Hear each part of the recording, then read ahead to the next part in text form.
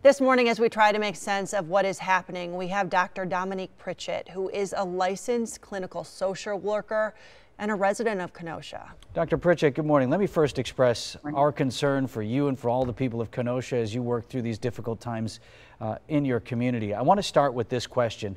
I think we can't begin to work on our mental health unless we feel physically safe to at least some extent. Do you have a message for people as to, particularly close to those affected areas, as to how they can get to that place? Well, I think we have to look at it as a whole system, mental, spiritual, and physical safety, because we're a system, so we're working as one. And I've been encouraging myself, my clients, my friends, and my family, it's okay to not be okay. And I think the first step is to recognize that we're not okay.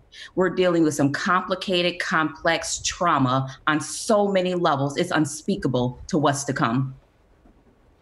So true. And, we want to ask you, a lot of children right now are asking their parents about what's going on. How do we even tackle these conversations as families? Absolutely. At my practice, Beloved Wellness Center in Kenosha, we specialize in working with families and children and individuals.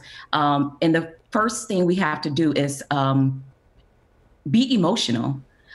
For so long, many individuals have been taught that resilience means that we can't be emotional for our children or to our children, but have transparent conversations with them. Start the conversations now of what's fair, what's equality, what is injustice, but definitely educate them that violence is never the answer to anything on any side or way, shape, or fashion. Dr. Pritchett, long term, we have to find some way to get together and be community. But when we look at video, one group sees one thing, another group sees another thing. There's a huge divide into even what we agree upon here is what's happening. Do you see a path forward for how we eventually gain some unity?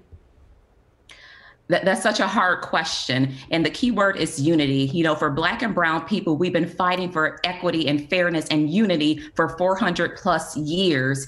And, when people hear the statement, Black Lives Matter, it becomes a humanity issue. Not that all lives don't, but until all lives truly matter, we cannot start that beat and path towards healing and helping each other grow in unity. Dr. Pritchett, thanks so much for your time this morning. I know you were with us yesterday as well. We appreciate the opportunity to check in with you and hope that you and those close to you stay safe in Kenosha. Thank you.